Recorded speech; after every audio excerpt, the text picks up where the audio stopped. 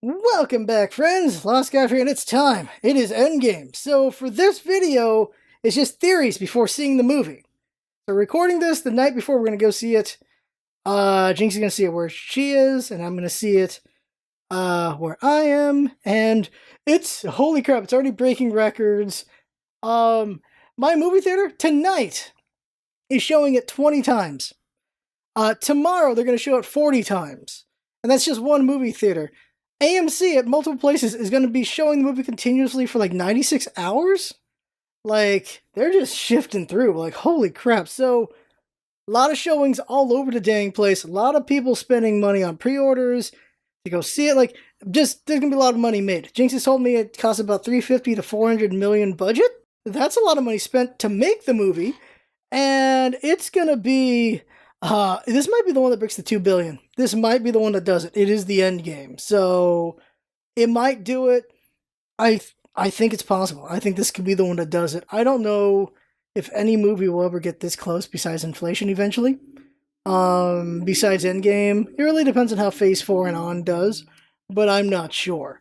This could be the big one though. It's gonna be good. I don't see any reason why it wouldn't be. There's too much effort put into it. The Russo brothers, for God's sakes, have not had a bad movie yet in the MCU, and they're not going to start with this one.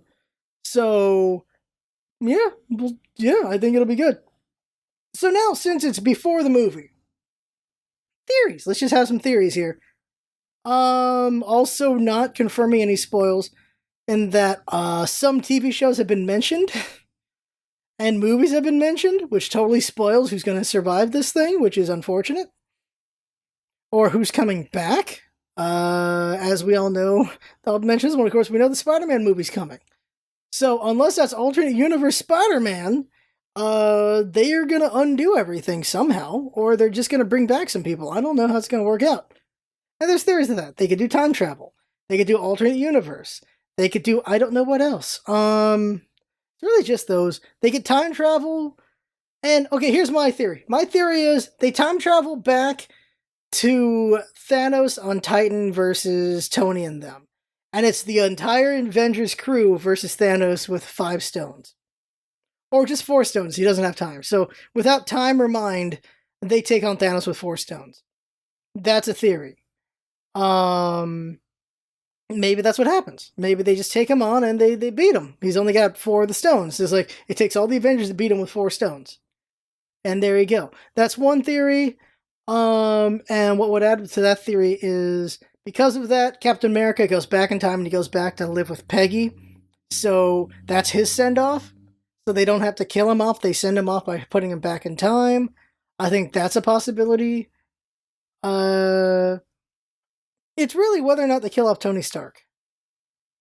And whether or not they kill off Captain America. I feel like they don't kill off either of them. I feel like they send them off a different way. That's what I think. That's what I am thinking. Or they just killed him. That's also a possibility. It's another thing they can do.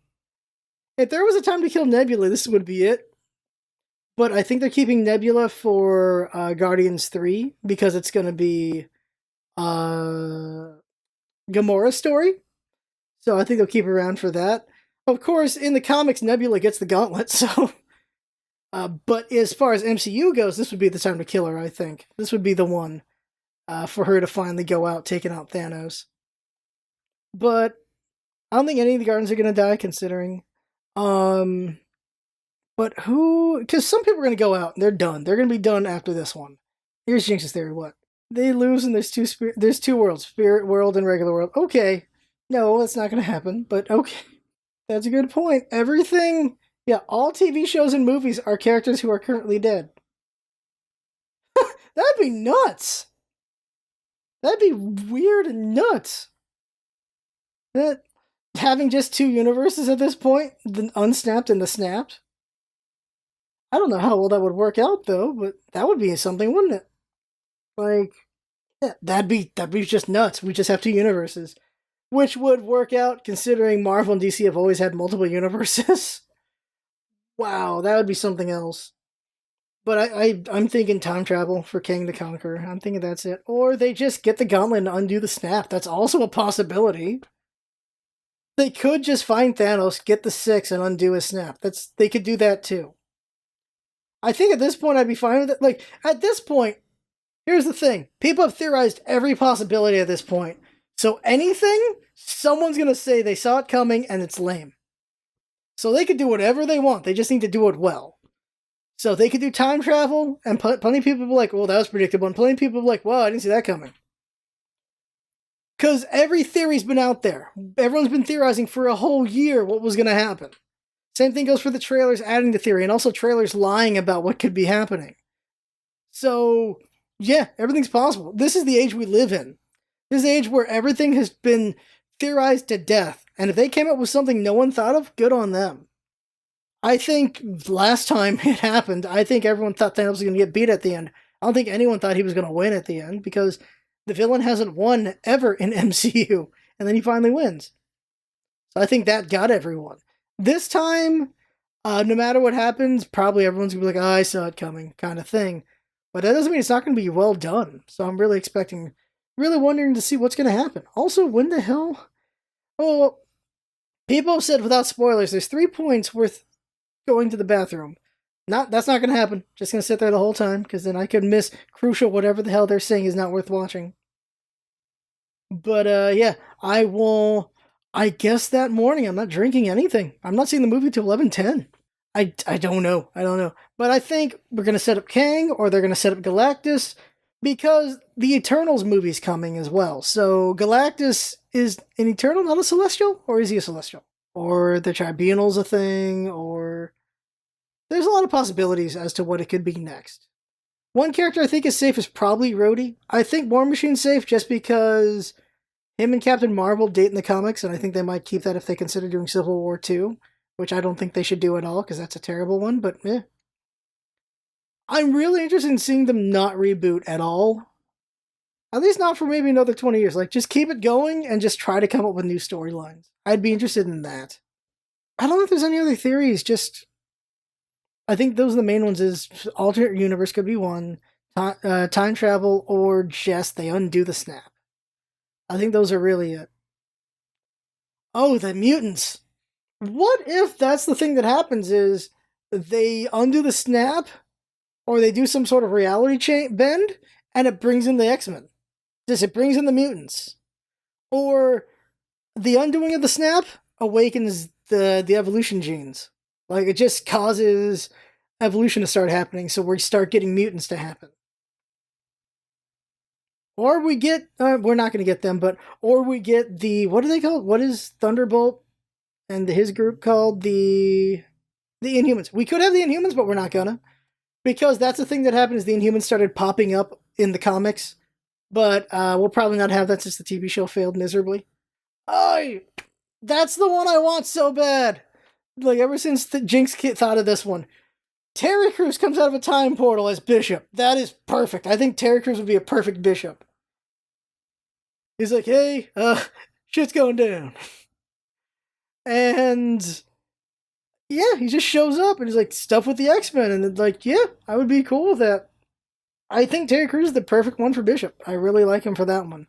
Probably someone else he could have been, but Bishop feels just right for Terry Crews. He would. I know Bishop's an edgelord, but he would make it at least a funner edgelord. I think Terry Crews would. This is going off track as hell. Oh, we're going long. Okay, so there's a lot of theories. What are yours? And then we see the movie. So the rest of this video is spoiler talk for sure, because it's gonna be us seeing the movie. And if we might do like a separate spoiler-free review. I don't know. We'll definitely have this spoiler talk for sure. So, this is all the theory, and not really a lot of theory, but there's some. I actually would like to see young X-Men. Like, we see young Wolverine, young everyone just pop up. It would be interesting. Or we just see First Class just get transplanted. That'd be so weird. Although we'd have already a good Magneto with freaking Fassbender. Like, that'd be interesting. I guess we'll see. I guess we will see. But, I think they said Stan Lee's getting a cameo somehow. I think he did it before he died. So we'll see a Stan Lee cameo as well, so that's going to be interesting.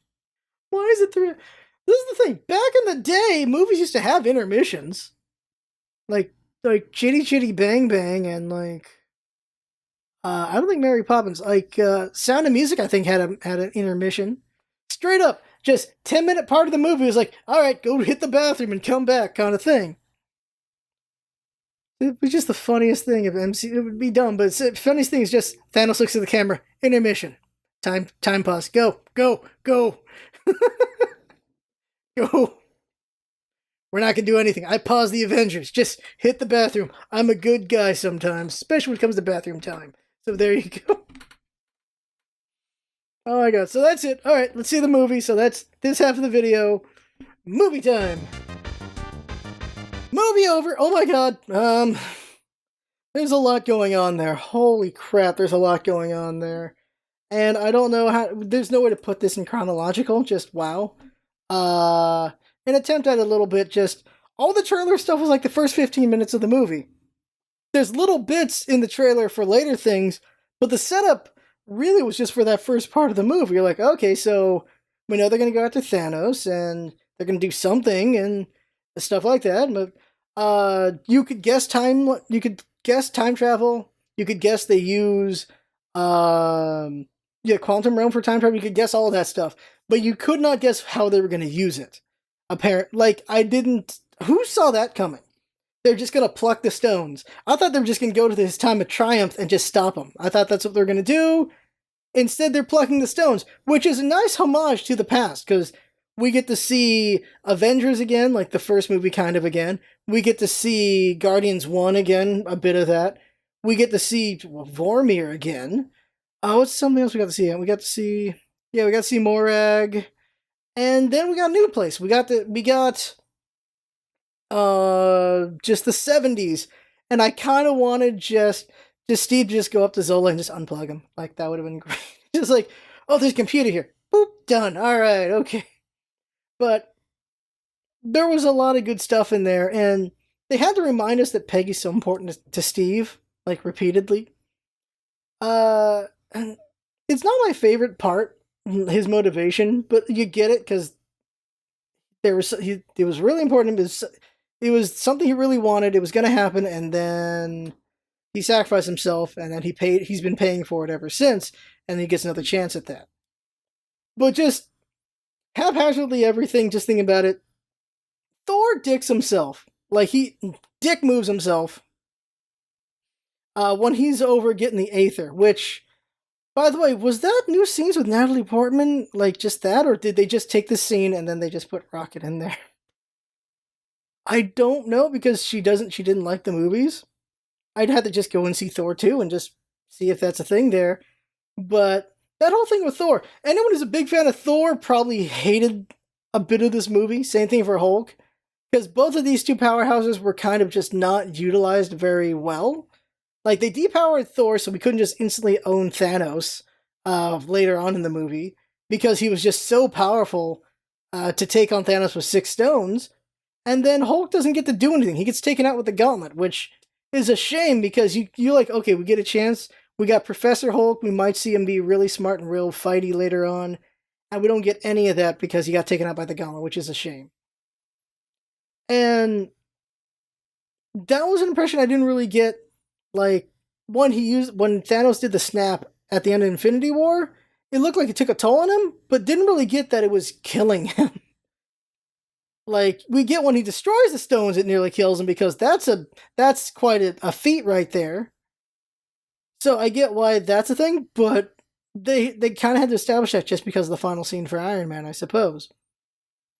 Which is also, what does it say for Iron Man with how good his tech is? If his tech is able to handle the 6 stones as well as the gauntlet. Or maybe that's why Tony and Iron Man get hit so hard. Tony and Hulk get hit so hard by it, is because they're not as good as the Golden Gauntlet. Maybe that's why it wrecks Hulk and kills Tony. That could be a possibility, if they actually had Thanos' gauntlet, maybe it wouldn't have killed Tony and it would have just wrecked Hulk a little bit. Maybe that's it. Like, it's not as good tech as the dwarves of Vivavalir, I think that's what it's called. However you pronounce it. Like, that could be a possibility of why it kills him. Which, great last line. I believe that is Tony's final line is I am Iron Man, the thing that kicked everything off, the final line of Iron Man 1. And it's appropriate for him to die. Not. It's appropriate that he began everything and he ends everything. Because it is Iron Man. He's been such a big part of the whole thing. It's a shame to see him go, it really is. But it just feels appropriate. It feels right.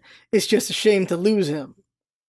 And oh, that's a good moment when Spider-Man's back and Spider-Man's being Spider-Man, just talking a bunch, and he just hugs him. He just grabs him and hugs him. He's like, well, this is nice. Like, yeah, this is a good scene, just because that was something that just took a big toll on Tony, is losing Peter Parker. That was a big thing for him. And he just hugs him because the kid was important to him. And just all the Iron Man stuff was pretty good. What's cool was, I'll get to that later. The time travel stuff was interesting. And because of the time travel stuff, I think King the Conqueror is going to be a big thing coming up. I think it'll be him or something big with the Tribunal and the Celestials and all that, because the Eternals are coming as well. But I think King the Conqueror, because he's all about time travel. And time travel just got effed with. Iron Man himself says when you mess with time, it messes back. And we got that with Thanos showing up, but he might have meant more than that without realizing it. That's what I'm thinking right there. Also, what's interesting is, oh well, yeah, the Supreme one, the Sorcerer Supreme. She's like, how does she already know about Doctor Strange? Oh yeah, she's been looking through her life all the time. Like, she's like, this is the last moment I know. I was like, so she knows Doctor Strange is gonna happen and all that stuff already, even at that point. Because there's things like, guys, if we line this up right, there's three Infinity Stones in New York at one point. It was like, huh, yeah, because Earth is very convenient. Tesseract, Mind Stone, and then Time Stone has to be there because she's defending New York. So yeah, okay, that works out. That's good there. And the whole thing with Hulk and Tilda Swinton, Supreme, the Supreme one, Sorcerer Supreme, is she slaps him and it's Bruce Banner that comes out. It's not Hulk and Bruce, it's just Bruce comes out. I was like, huh, that's interesting. That was very interesting that's only Bruce Banner comes out. I really thought it would be... I guess that says something, though, because the whole thing is that Bruce and the Hulk are two different people, and then they become one to become the Professor. But if it's only Bruce that comes out, that means they are just Bruce, and he's just got some problems. That's really what it says. And all the time travel stuff, they go over a bunch of the movies that do time travel. They're very upfront and center about how they're basically doing Back to the Future. And how that's their best basis of how time works. And Professor Hulk's like, no, that's not how time works. This is how time's gonna work. And there's certain things in this movie where the time, it's working fine, but then they do things that conflict that contradict with their rules of time, which so many time movies do. This is why I hate time travel. A lot of time travel movies will eventually contradict itself in some way. And when it tries to fix it, sometimes it works out, sometimes it doesn't. And this one I feel like they did screw it up a little bit, but get to that. Black Widow's death, her funeral feels a little too small.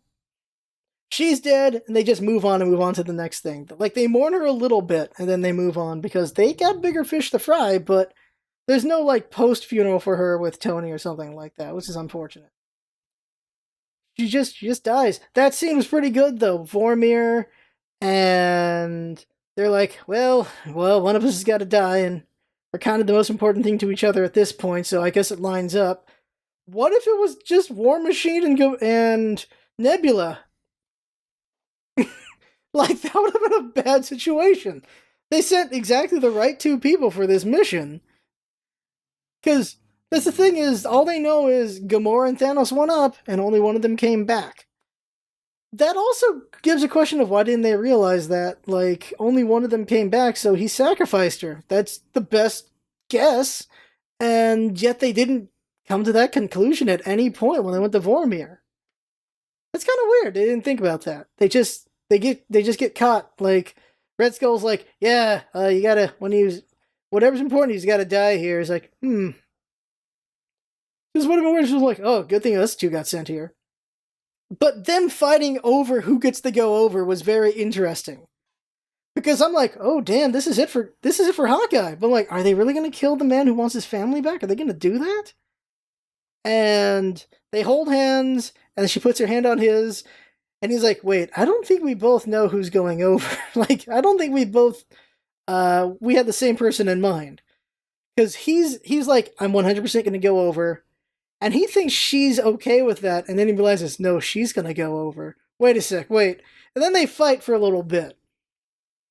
He throws her down, she takes him down, he blasts her away, he goes for the jump, she grabs him. Like, I'm like, oh, that's it for Hawkeye, and then she grabs him. Which forces him to do the grapple, get the grappling hook out. I'm assuming grappling arrow. And, like, he's the only thing keeping her from falling over. And he's holding her hand, and she's like, damn you, no! Which I swear I've seen another movie where they get mad at someone for wanting to sacrifice themselves. And she's dead! Like, holy crap.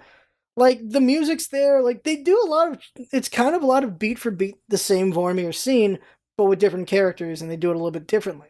Like, the music's there, a lot of the things that happen are there, and Hawkeye is just like, he had to sacrifice too much for this as well, is how he feels. Because she's definitely his best friend. Because she's the only one who knew about his family. That's how much he trusted her.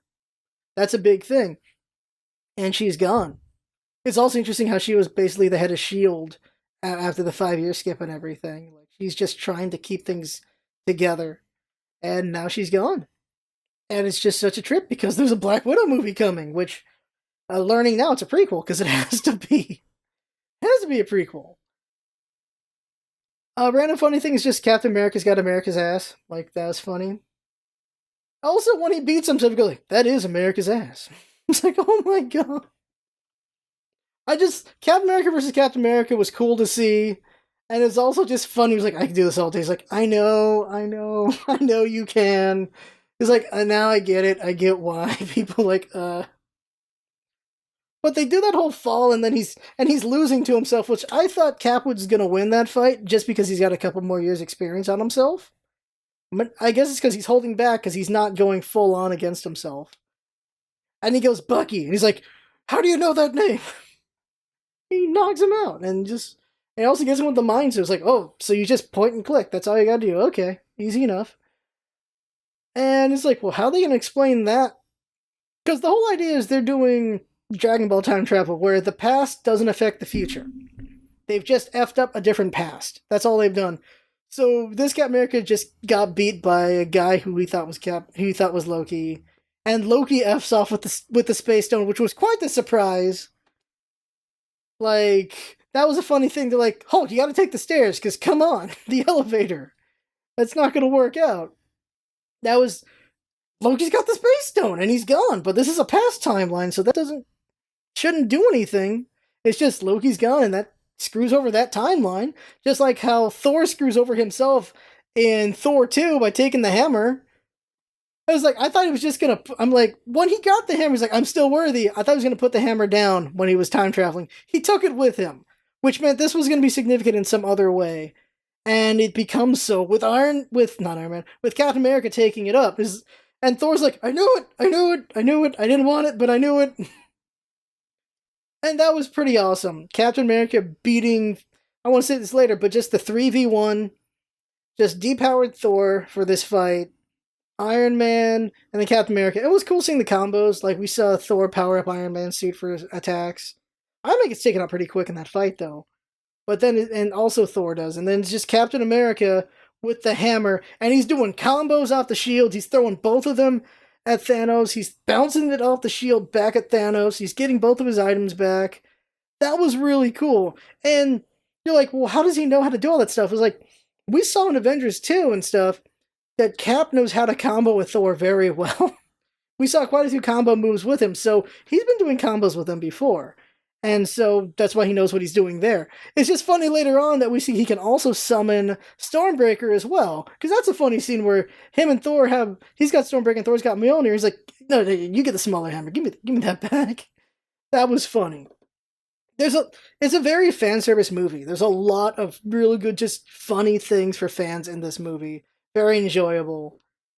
And something interesting is just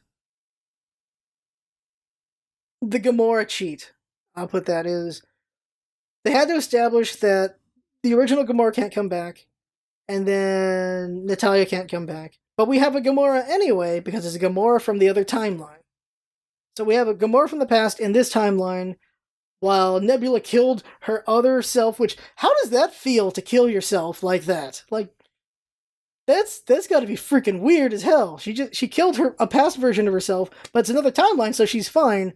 This also follows the whole, just the rule of time travel, where if there's two of someone, someone's got to die. That's always a rule that actually sticks, usually. And that happened. One of Nebula's got to go. She killed her. It's interesting that even back then, you have Gamora and Nebula, they kind of don't want Thanos to win, but they're still following him. But Nebula even more so is, like, she really wants his approval. But it's also just weird there because in that same time, which is Guardians 1, she's fully good with just betraying Thanos, so it's weird how she's... There's some conceits in this movie. They just... Conveniences that happen, and this is one of them. Oh, it's comic books. Conveniences happen. But when you try to understand and explain it, that's when it kind of falls apart a little bit. And that's unfortunate. I feel like Infinity War just did it better. I feel like there were less conveniences in Infinity War. Besides, Stormbreaker just happens to have the Rainbow Bridge ability. Though that's not really, in the comics it has that ability, so it's not really a conceit. It just feels like one if you didn't know about the comics. But I feel like there were less conceits in Infinity War, and a lot more so in Endgame. Because Infinity War was a different movie. It was the villain's tale, kind of, with also Thor's tale, while this one is just the hero's tale again. The group's hero's tale. The relay was fun. From Hawkeye to Black Panther, who remembered his name, by the way. Like, hey, I'm Clint, by the way. I don't care. No, he cared. He remembered his name. He remembered it. Like, Clint, and then he got it, and then he's running with it, and then goes to Spider-Man, who engages kill mode. It's like, oh, hey, they brought that back. That's cool. And then it goes to Captain Marvel. I believe it's Captain Marvel. And then she's got it. She's got the baton now. And then it becomes... Oh yeah, Valkyrie was in there helping Spider-Man, which was cool. Who becomes the king of the Asgardians now. That's interesting. And also we got to see Korg and Meek. That was cool to see them again. And they are helping in the fight too. Korg's there helping in a fight. I think it's Korg's there while Drax is attacking somebody as well. Oh god, one of the favorite moments, Ant-Man punching a whale. Like, boosh! Just punching a whale. That was an amazing moment. I think there's too many great moments to list, but that's got to be one of the top ones, is just Ant-Man punching a whale.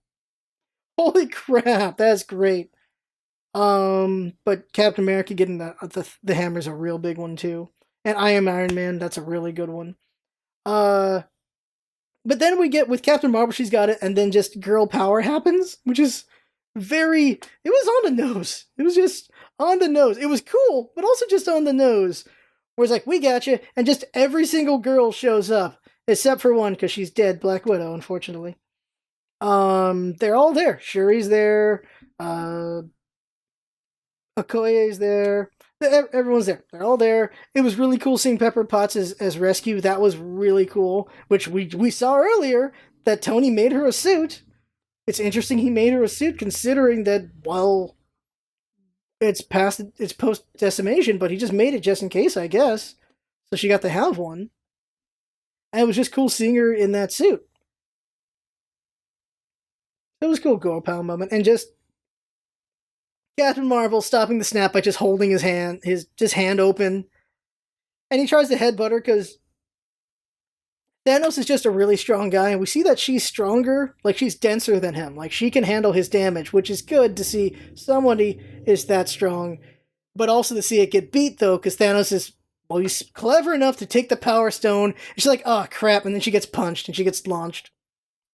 It shows that Thanos just is a crafty guy still. even though he hasn't had much time with the stones, he realizes, oh, just give me the Power Stone. And just he bonks her away, and it was just a cool fight seeing him fight. And yeah, he just sits there, and they show up, and they have that fight, which is pretty good. The funeral for Captain America. Now, if you did not know, whoops, for too many names. So Iron Man's funeral. They put his heart in the water and everything, and then we get that really interesting pan, which I assume what happened is camera goes to these people, and then when they go to the next group, they just get the hell out of the way. And then just for that camera, for that shot and everything. And you see that one random dude. That one random dude right there with just the hair. And you're like, who the hell is that? And then it goes over to Captain Marvel and then to Nick Fury. That is the kid from Iron Man 3. It's like, nice detail that kid is back. I'm like, there he is right there. So, in case you didn't know, that's who it is. Which I assume a lot of people didn't realize. Also, oh yeah, another favorite moment is Avengers Assemble. Cap's got his shield broken to pieces. He gets up because that's what Cap does. There's an army there, and he's like, alright, well, I gotta fight this whole goddamn army on my own. And then he hears Sam, and he's like, Cap, on your left. And then just Black Panther shows up, and his army's showing up. It's like, oh, Cap, on your everything. Everything shows up. And Doctor Strange's like, we got enough. We got enough. And Wong's like, you need more? You need more people?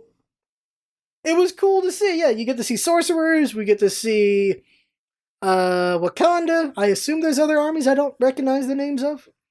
Like, there's probably warrior Asgardians besides just Valkyrie in there. There's a bunch of, there's just armies of people and a lot of heroes. And you can, like, they brought everyone back. This is the thing. 11 years of movies, 22 movies, they brought everyone back. Everyone's here. You get to see every major fighting character there. M'Baku is there. He's there. I saw him. I'm like, oh, hey, there's M'Baku. Everyone's there. It's just cool to see them all fight. And it does become a mess because big battles become a mess always. But there's at least a moment where you get to see just everyone doing some damage to an enemy at some point. We see Drax fight somebody. We see just everyone fight something. And another good moment is just Peter gets to see Gamora again. And Gamora just knees him in the dick. Twice. And it's just a great line. You missed the first time, and then you got them both on the second one. And she's like, really? This guy? And Nebula's like, it was him or the tree. Like, I was like, oh, really? Really?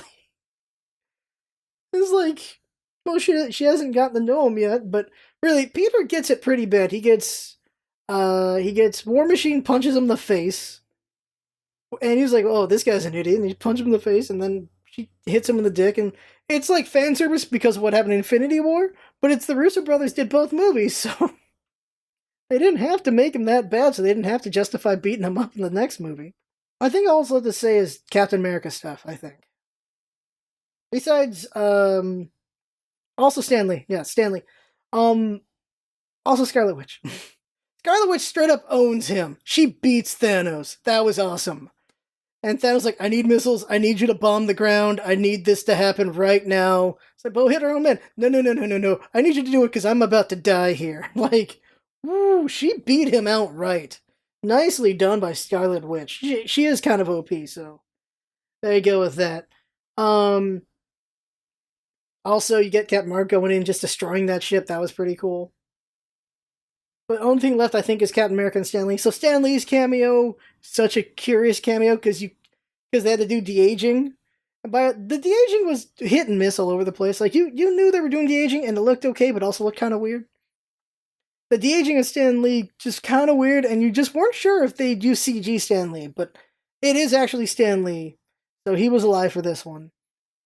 And it's interesting to have him just talk about peace and all that stuff for the Vietnam stuff, because he is actually a veteran. He is a war veteran, so it's interesting to have him for that. Stanley was like 90-something, right? So he was a World War II veteran. Captain America. Him giving Sam the shield. Like, okay. Just start to finish of that. Cap is gonna give all the stones back, and he's got the hammer in his hand because he's got to give the hammer back to Thor. Because oh my god, Thor should have his hammer back. He's gonna put all the stones back and all that stuff. So that's what Cap's gonna do. And they're like, he's gonna take as long as he needs. We'll see him in 5 seconds. That's what Hulk says. That's also the unfortunate thing is Hulk is basically tech support in this movie. So he's gone. He doesn't come back 5 seconds later. Like, what the hell? Where's Cap? And then they see an old man on a bench at the water, and you can tell the shield's next to him. And it's Bucky and Sam, and Bucky says, "Sam, you go talk to him." And Sam's hesitant because like he's your best friend from ever, like. But he's like, all right. So Sam goes, and then they have this whole send off talk and everything, and he gets the shield. And people are complaining about Sam getting the shield, and I get that because they haven't seen the comics. I thought Bucky was going to get the shield because Bucky has been Captain America, but here's what I did not know. Sam has also been Captain America, and he actually is currently Captain America. I did not know that. Because I thought they were going to just prepare Bucky to be Captain America and Sam be with him. So it's Captain America and the Falcon, but it's actually, right now, it's Captain American Falcon thing. I don't know what he's actually called. He might just be called Captain America, and Bucky's just something. Bucky might just become the White Wolf. That's also a thing he could become. But it's just weird to just have Sam there and not Bucky there too, but I guess they want to have one-on-one moments. So you would assume Bucky would go see Cap next. And I think it's a sweet final shot to see just he finally gets his freaking dance with Peggy after movies and movies of him wanting that dance. I'm fine with that being the final shot. And I think it's fine because the final sound of the entire movie is Iron Man hammering on his suit, which is the sound is taken from Iron Man 1. I think that's appropriate. I think that works. I think that's just the perfect way to end it. He started it and he ends it right here at the end game. What's weird though is time. So yeah, okay, here's the confusing thing. Captain America's there. He's an old man. He's got the shield. How? Because we have in this timeline, Steve has met Peggy. He's done all these things with Peggy. He's done all this stuff with old Peggy and everything. And there's no mention of Steve or any of that stuff or any of that stuff. It doesn't make any sense. Also, because his shield's wrecked, how did he get his shield repaired and everything? The only way it makes sense is if he's been living his life in the other timeline, the past timeline, the separate timeline. He lived his life, and then he time traveled back to this timeline to do his goodbye. Which means, for me, it would have made more sense if he just appeared right there 5 seconds later. Like, hey guys, I'm old now. How's it going? I got some Worthies in my pocket. You want some? Here's a shield. That would have made more sense for me, instead of him just sitting on a bench at the water. Maybe he showed up over at Avengers building and then just snuck over. Because that's the only thing where it's a bit screwy, because there's no way in heck he was able to go back into their same timeline and live his life. He could only live in the other timeline and live his life. That was the only way. So, you have to just self-insert in your own headcanon that he just time traveled over and then he went over to this spot. He had 70 years to figure it out, so he must have figured it out. Time traveled and then just sat at the spot like, oh, hey guys. Yeah, I'm at the right time and everything. Because there's no way he could have just lived in that timeline and gone through the decimation and it was called the decimation. Through the decimation and all that. He was in the other timeline. It's the only way for it to make sense. The only way. So this is the problem with time travel. It just screws with itself. The last thing is just the predictability of this movie. Because we had so many things announced. We had the Spider-Man movie announced. We knew he was going to come back. We figured Black Panther's going to come back because he's just too bankable. But it's just all the TV shows and everything and the movies just makes it confusing. Because Hawkeye's getting a TV show. Black Widow's getting a prequel, which at this point it has to be a prequel. Gamora isn't with the Guardians, but Thor is. That scene, by the way, at the end was pretty good with them. Thor's with the Guardians, but not Gamora. Which makes me wonder about the fact that when they were filming Guardians 3, there was no mention of Chris Hemsworth when they were first trying to film 3, so curious about how that all works out. Bucky and Sam are getting a show together. Now here's the screwy ones. Vision and Scarlet Witch are getting a show. So I guess they're going to rebuild Vision without Tony Stark's help? I guess. I guess, and it's gonna be in the show. And then Loki's getting a show. So how's Loki show? Loki's dead in this. Yeah, it can only be alternate timeline. That's it, because Loki's dead in this timeline. How's he getting a show? Unless he just didn't die. He faked out again, which is ridiculous with him. There's probably just so much more to talk about that I don't remember at the moment, but good movie, fun movie. Liked it a lot. Just really good. I'm gonna see it again probably in like 1 or 2 weeks for sure. I didn't have to pee because I didn't drink anything, but I was thirsty as balls after the movie. That's for sure. Uh, and it was sold out all over the place. Holy crap, the crowds! Wow, good movie. So ranking. First up, I think this movie is going to be the first to break 2 billion. I really think it might do it. There's got a good chance at least. It did break like pre-order records and all that stuff. But for the ranks, we know I have Infinity War at number 1. My question is, because this is Infinity War Part 1, Part 2, is this just one movie? Just one really long movie? Or do we count them as 2 separate movies? If you count it as one really long movie, I'd say it's number 1. But if we're counting them as 2 separate things, because they are separate things, they're just 2 parts of one story. I gotta look at the list. It definitely doesn't beat Infinity War. I think Infinity War was a tighter movie. It was just done very well. It was just a really good movie. And I think it's because they could do it that way. They could make it a movie where the villain wins because they knew they had a part 2. I think that's why it worked out so well. But looking at the rankings, I'm just questioning whether it's number 2 or not. Infinity War, Avengers, Guardians 2, Thor 3, yeah, okay, it's second place. Infinity War, then Endgame. Endgame's number 2. Jinx agrees! So it is number 2. So, basically, it is 2 Russo brother movies and then the Avengers. And then Guardians 2, Thor 3, Guardians, Winter Soldier, Civil War, Ant-Man 1, and so on. And that is our full list of the 22 movies for me. For Jinx, it is Infinity War, Infinity War, Endgame, Winter Soldier, Avengers, Thor 3, Avengers 2, Civil War. So in Jinx's top 1, 2, 3, 4, 5, 6, 7. In Jinx's top 7, it's all 4 of the Russo brother movies. They make good movies. For a lot of people, Winter Soldier has been the number 1 movie for a long time. So they make good movies. So yeah, hopefully we get to see more from them. I don't know what they'll do, but I hope we get to see more with them. Also, I hope we see Taika Waititi again. I don't know what he'll do since Thor's with the Guardians at the moment. I hope to see more from them because Thor 3 was really good. Can't wait to see what James Gunn does. First, he's got to do, of course, Kraglin was in this movie. Of all the characters who weren't in this, Kraglin wasn't in it. There's just random characters who weren't in here. Kraglin's one of them. Just realized. James Gunn's brother. But yeah, we'll see how Guardians 3 works out and everything.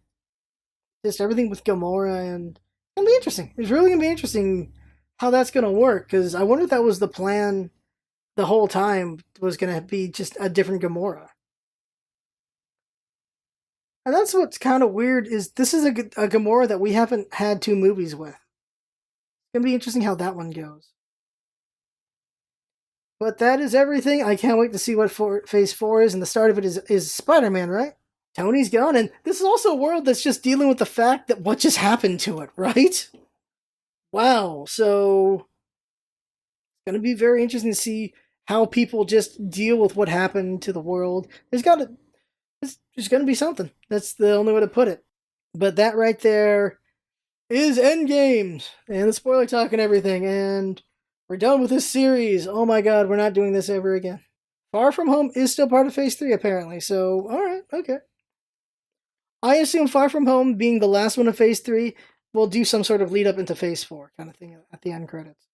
Probably. But that is it. That is it. We're not covering Far From Home because it's not going to be in the line of things.